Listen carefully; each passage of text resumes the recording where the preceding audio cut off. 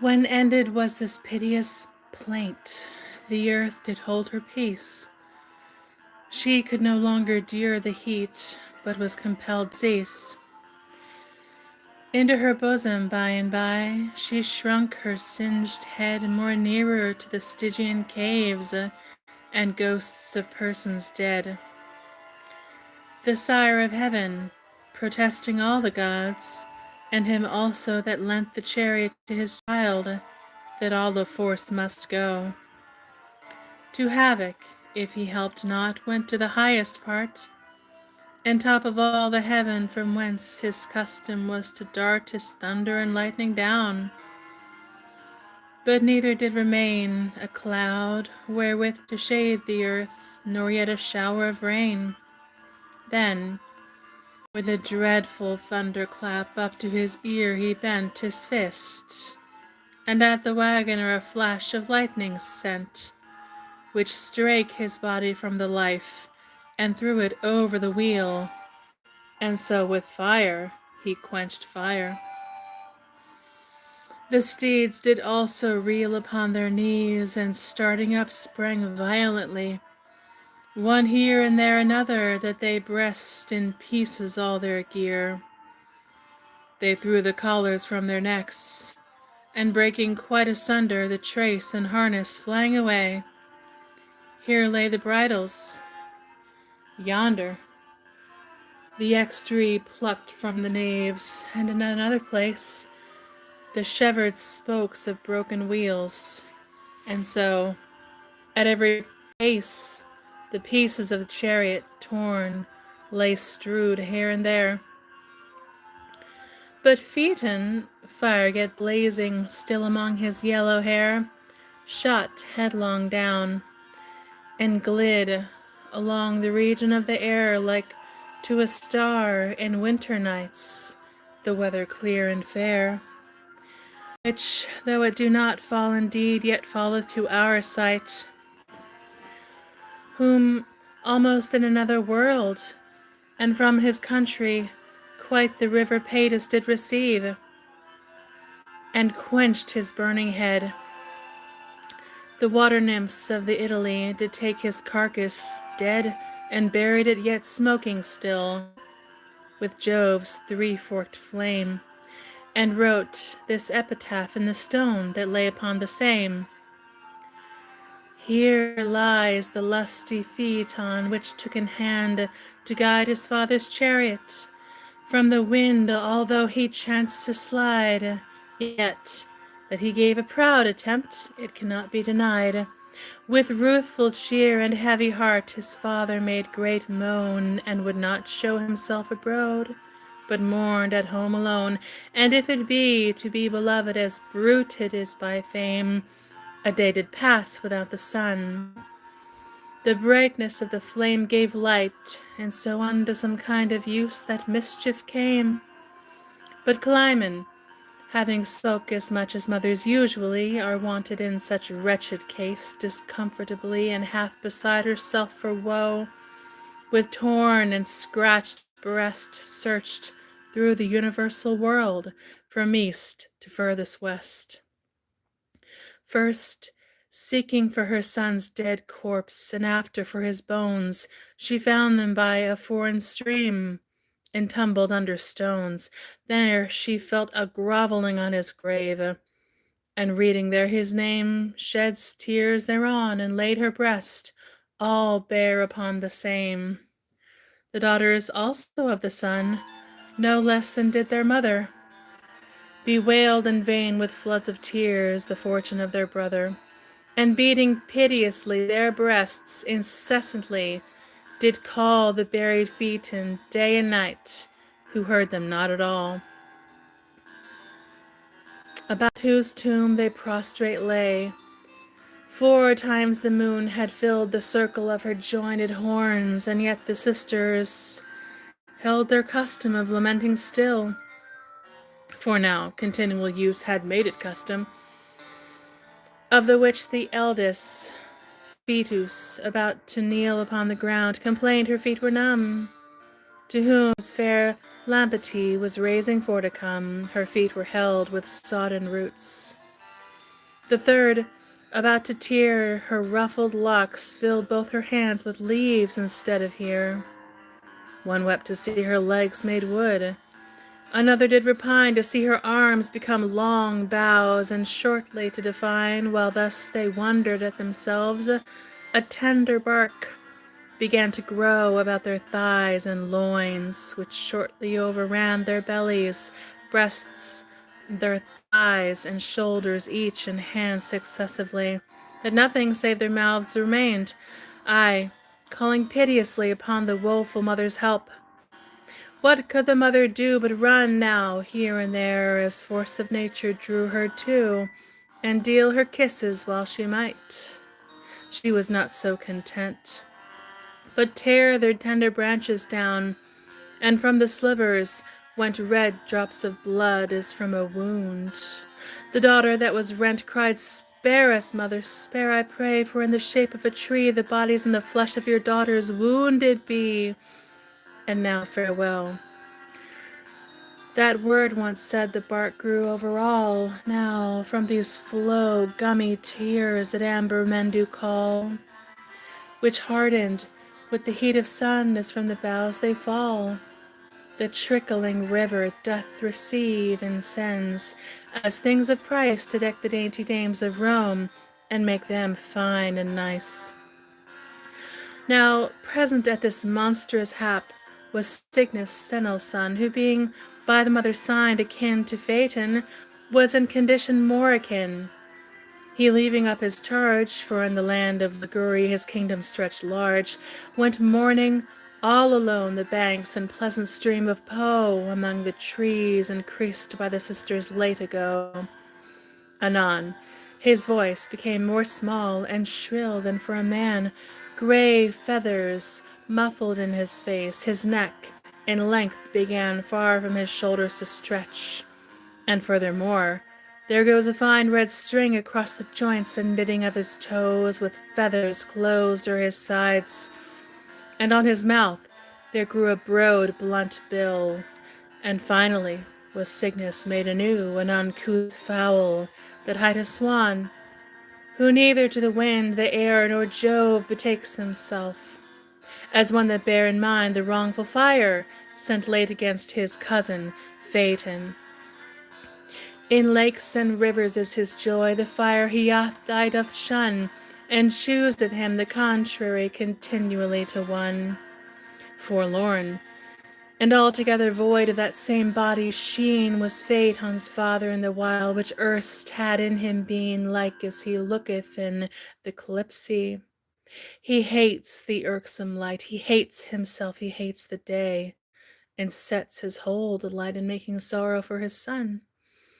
And in his grief doth storm and chafe, denying to the world his duty to perform. My lot, quoth he, had enough of this unquiet state from first beginning of the world. It irks me, though too late, of restless toils and thankless pains.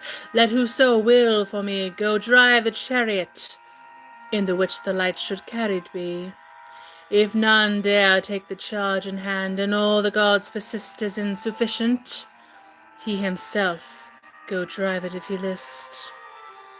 That at least, by venturing our bridles for to guide his lightning making childless sighs, he once may lay aside by that time that he hath essayed the unappalled force that doth remain and rest within my fire-footed horse. I trow he shall by tried proof be able for to tell how that he did not merit death, that could not rule them well. The gods stood all about the sun, thus storming in his rage, beseeching him in humble wise his sorrow to assuage, and that he would not on the world continual darkness bring. Jove each excused him of the fire, the which he chanced to fling, and with entreatance mingled threats, as did become a king. Then Phoebus gathered up his steeds that yet for fear did run like flated fiends, and in his mood without respect begun to beat his whipstock on their pates and lash them on the sides. It was no need to bid him to chafe, for ever as he rides, he still upbraids them with his sun, and lays them on the hides. And Jove Almighty went about the walls of heaven to try if aught were perished with the fire, which when he did espy continuing in their former state all strong and safe and sound, he went to view the works of men and things upon the ground. Yet for his land of Arcady he took most care and charge. The springs and streams that durst not run, he set again at large. He clad the earth with grass, the trees with leaves, both fresh and green, commanding woods to spring again, that erst had burned been. Now as he often went and came, it was his chance to light upon a nymph of Nonacris, whose form and beauty bright did set his heart on flaming fire. She used it not to spin, nor yet to curl her frizzled hair with bodkin or with pin. A garment with a buckled belt fast girded she did wear, and in a white and slender caul slight trussed was her hair. Sometime a dart, sometime a bow, she used it for to bear. She was a knight of Phoebus' troop. There came not at the mount of Menelaus, of whom Diana made so great account, but favor never lasteth long. The sun had gone that day a good way past the point of noony, when weary of her way she drew to shadow in a wood that had never been cut. Here off her shoulder by and by her quiver did she put, and hung her bow on bent beside, and couched her on the ground, her quiver underneath her head. Whom, when that Jove had found alone and weary, sure he said, "My wife shall never know of this escape, and if she do, I know the worst I trow. She can but chide. Shall fear of chiding make me to forslow?" He counterfeiteth Phoebe, straight in countenance and array, and says, "O virgin of my troop, where didst thou hunt today?" The damsel started from the ground and said, "Hail, goddess dear! Of greater worth than Jove, I think, though Jove himself did hear." Jove heard her well, and smiled thereat. It made his heart rejoice to hear the nymph prefer him thus before himself in choice.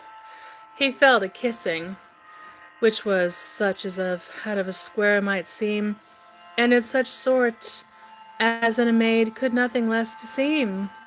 And as she would have told that woods she ranged for game, he took her fast between his arms, and not without his shame bewrayed plainly what he was, and wherefore that he came. The wench against him strove as much as any woman could. I would that Juno had it seen, for then I know thou would not take the deed so heinously. With all her might she strove, but what poor wench, or who alive could vanquish mighty Jove? Jove, having sped, flew straight to heaven. She hateth in her heart the guiltless fields and wood, where Jove had played that naughty part. Away she goes, in such a grief as that she had well nigh forgot her quiver, with her shafts and bow that hangeth by. Dictyana guarded with her train, and proud of killing deer, in ranging over Menelaus, espying called her near. The damsel, hearing Phoebe call, did run away amain. She feared least in Phoebe's shape that Jove had come again. But when she saw the troop of nymphs that guarded her about, she thought there was no more deceit, and came among the rout. O Lord, how hard a matter it is for guilty hearts to shift, and keep their countenance. From the ground her eyes scarce durst she lift. She pranks not by her mistress' side, she presses not to be the foremost of the company, as when she erst was free. She standeth mewet, and by changing of her colour eye, the treading of her shoe awry, she plainly doth bewray. Diana might have found the fault, but that she was a May. 1,000 tokens did appear apparent to the eye, by which the nymphs themselves, men say, her fault did well espy. 9 times the moon fell, 2 world had shown her horned face, when fainting through her brother's flames and hunting in the chase, she found a cool and shady lawn, through midst whereof she spied a shallow brook with trickling stream on gravel bottom glide, and liking well the pleasant place, upon the upper brim she dipped her foot, and finding there the water cool and trim, "Away," she said, "with standers by, and let us bathe us here." Then Parasus cast down her head with sad and bashful cheer. The rest did strip them to their skins, she only sought delay. Until that, would or would she not, her clothes were plucked away. Then, with her naked body straight, her crime was brought to light, which ye all ashamed, as with her hands she would have hid from sight. "Fie, beast," quoth Cynthia, "get thee hence, thou shalt not here defile this sacred spring." And from her train she did her quite exile. The matron of the thundering Jove had inkling of the fact, delaying till convenient time the punishment to exact. There is no cause of further stay. To spite her heart withal, her husband's leman bare a boy, that Arcas men did call, upon whom she was casting lowering look with fell and cruel mind, said, "Was there, arrant strumpet thou, none other shift to find, but that thou needst must bay with barn, that all the world must see my husband's open shame, and thine in doing wrong to me? But neither unto heaven nor hell this trespass shalt thou bear. I will bereave thee of thy shape, through pride, whereof thou wert so hardly to entice my fear." Immediately with that, she wrought her by the foretop fast, and fiercely threw her flat against the ground. The wretched wench her arms up meekly cast, her arms began with grisly here to wax all rugged fast. Her hands gan warped, and into paws ill-favoredly to grow, and for to stir instead of feet, the lips that late ago did like the mighty Jove so well, with side and flaring flaps, became a wide deformed mouth, and further, least perhaps his prayers and her humble words might cause her to relent, she did bereave her of her speech. Instead whereof, there went an ireful, hoarse, and dreadful voice out from a threatening throat. But yet the self-same mind that was before she turned her coat was her still in shape of bear. The grief whereof she shows by thrusting forth continual sighs, and up she ghastly throws such kind of hands as then remained unto the starry sky. And for because she could not speak, she thought Jove inwardly to be unthankful. Oh, how oft, she daring not abide alone among the desert woods, full many a time and tide would stalk before her house and grounds that were her own erewhile. How oft, oh, did she in the hills the barking hounds beguile, and in the lawns where she herself had chased erst her game, now fly herself to save her life, when hunters sought the same. For oft a sight of all other beasts, she hid her face for fear, forgetting what she was herself. For though she was a bear, yet when she spied other bears, she quoke for very pain, and feared wolves, although her sire among them did remain. Behold Lycaon's daughter's son, that Arcas had to name about the age of 15 years within the forest, came of Erymanth, not knowing aught of his mother's case. Then, thereafter pitching of his toils, as he the stags did chase, upon his mother suddenly it was his chance to light, who for desire to see her son did stay herself from flight, and wistly on him cast her look as one that did him know. But he, not knowing what she was, began his heels to show.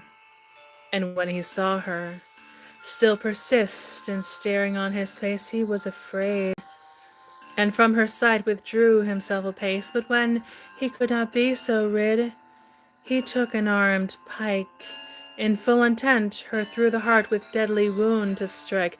But God Almighty held his hand, and lifting both away, did disappoint the wicked act. For straight he did convey them through the air with whirling wings to top of all the sky, and there did make them neighbor stars about the pole on high. When Juno, shining in the heaven, her husband's minion found, she swelled for spite, and down she comes to watery Tethys round, and unto old Oceanus, whom even the gods aloft did reverence for their just deserts, full many a time and oft. To whom, demanding her the cause, "And ask ye," quoth she, "why, that I, which am the queen of goddess, come hither from the sky? Good cause there is, I warrant you. Another one holds my room. For never trust me while I live. If when the night is come, and overcasteth all the world with shady darkness whole, you see not in the height of heaven, hard by the northern pole, whereas the utmost circle runs about the axle tree in shortest circuit, gloriously installed for to be in shape of stars, the stinging wounds that make me ill paid. Now is there, trow ye, any cause why folk should be afraid to do to Juno what they list, or dread her wrathful mood, which only by my working harm do turn my foes to good? Oh, what a mighty act is done! How passing is my power! I have bereft her of woman's shape, and at this present hour she is become a goddess. Lo, this is a scourge so sour wherewith I strike mine enemies. Lo, here is all the spite that I can do. This is the end of all my wondrous might. No force. I would he should, for me, her native shape restore, and take away her brutish shape, like as he had done before, done by his other paramour, that fine and proper piece of Argos, whom he made a cow. I mean, for a news niece.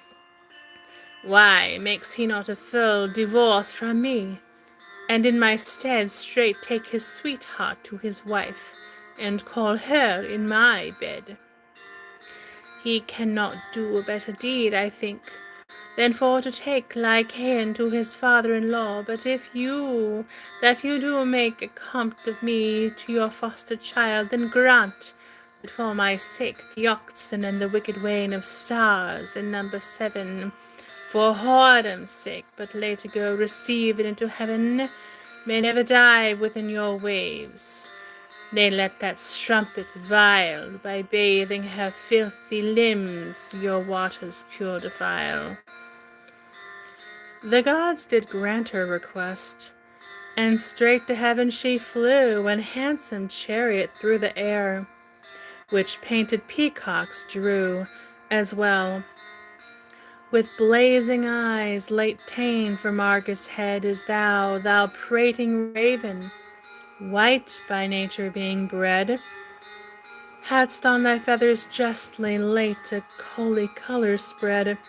For this bird in ancient time had feathers fair and white, as ever was the driven snow, or silver clear and bright.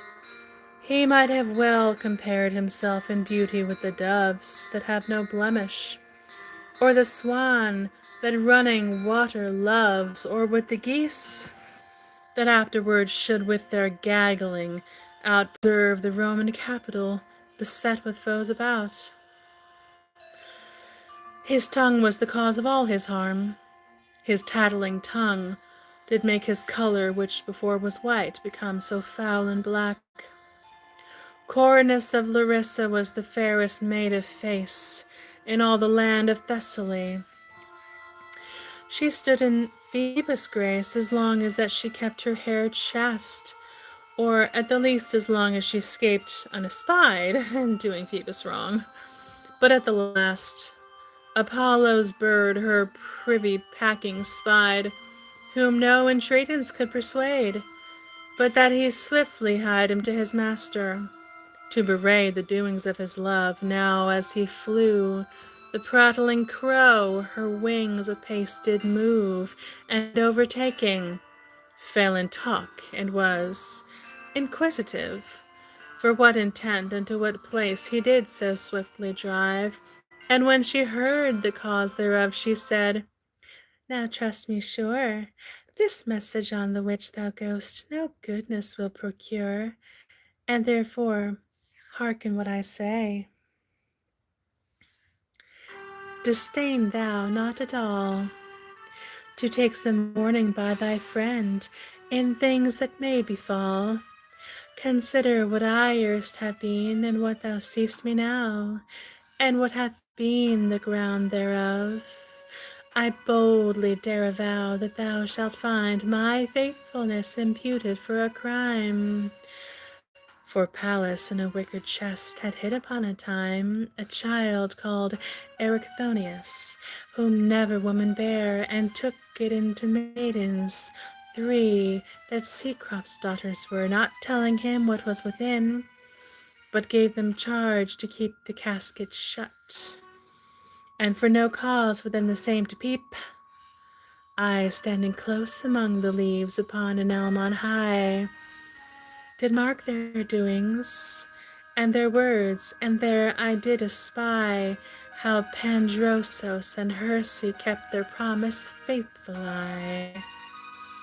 Aglaros calls them cowards both, and makes no more ado, but takes the casket in her hand, and doth the knots undo, and there they saw a child whose parts beneath were like a snake. Straight to the goddess of this deed a just report I make, for which she gave me this reward, that never might I more come to her for my lady and my mistress as before.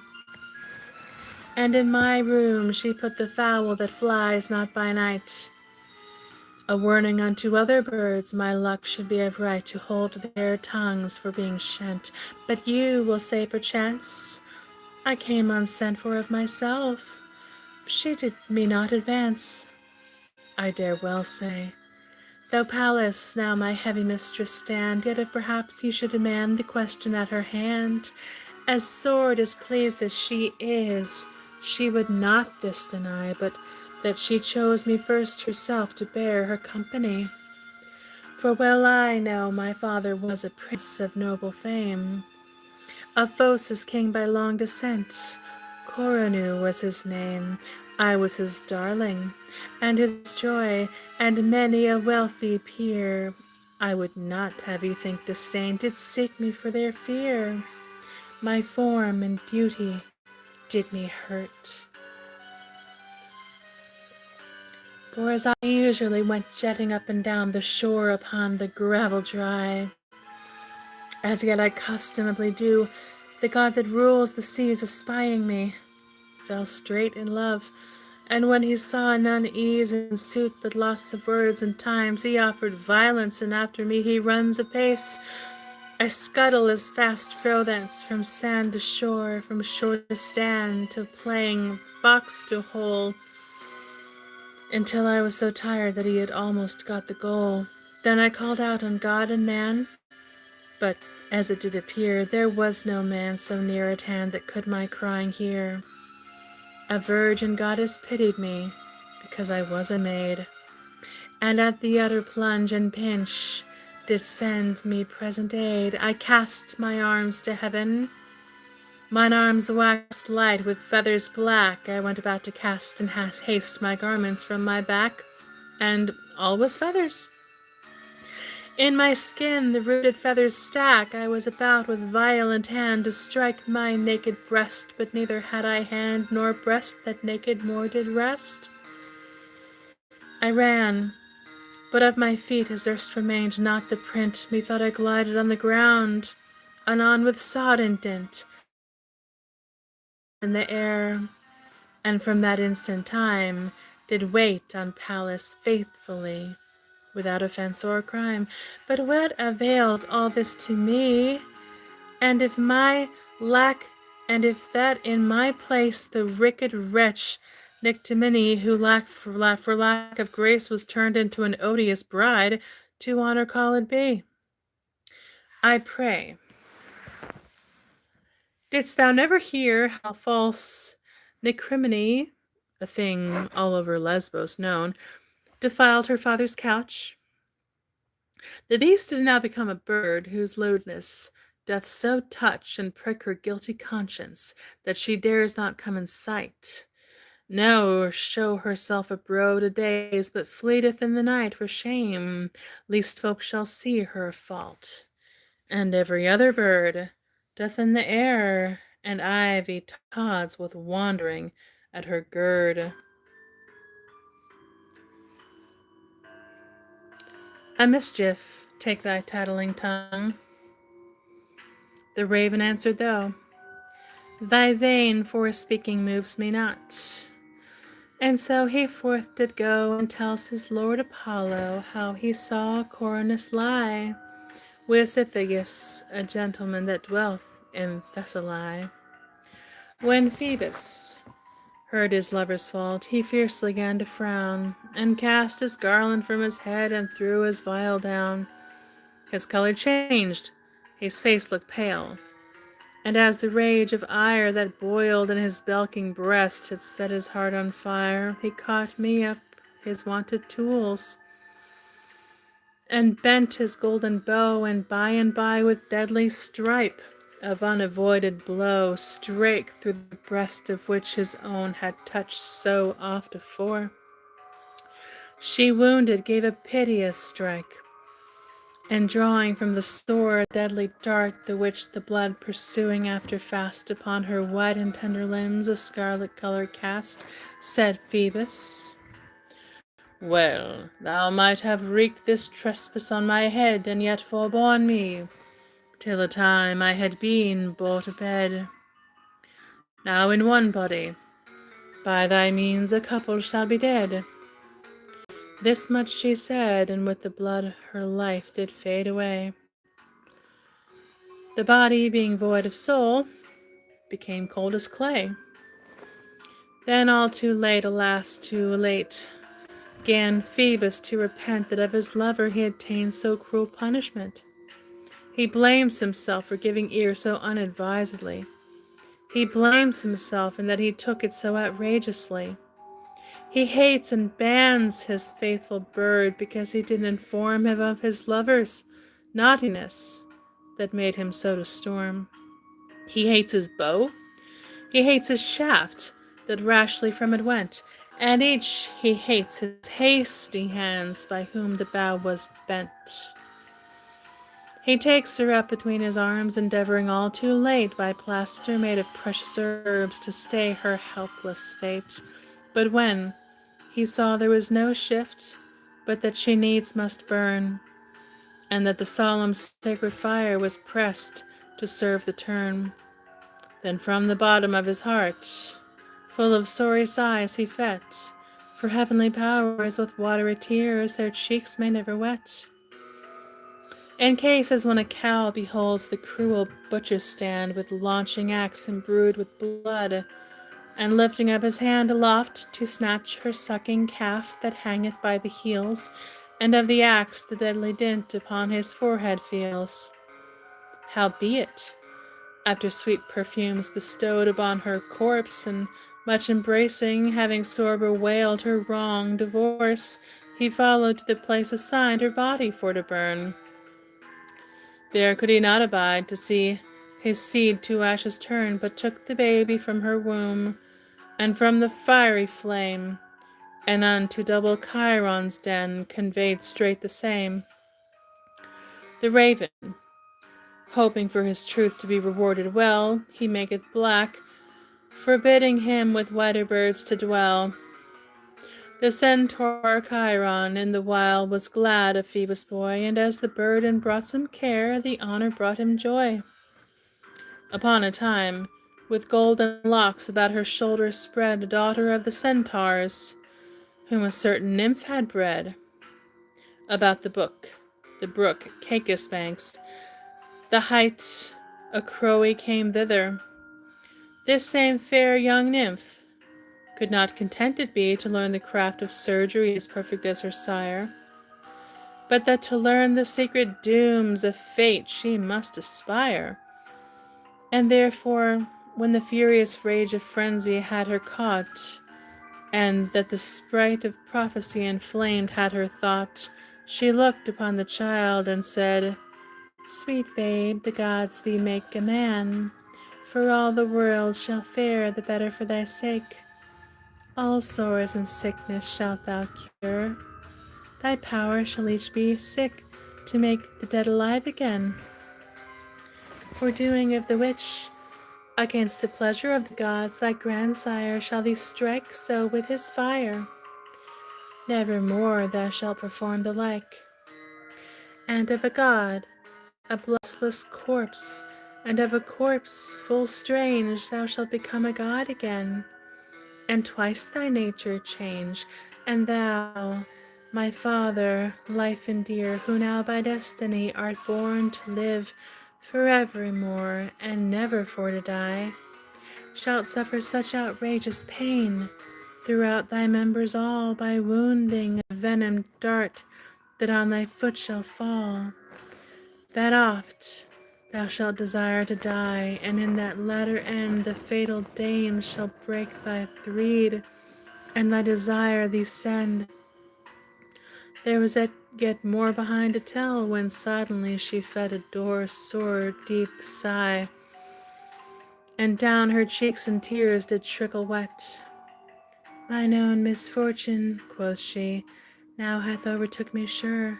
I cannot utter any more, for words wax out of yore.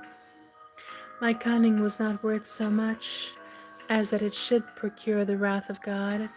I feel by proof far better had it been, if that the chance of things to come I never had foreseen.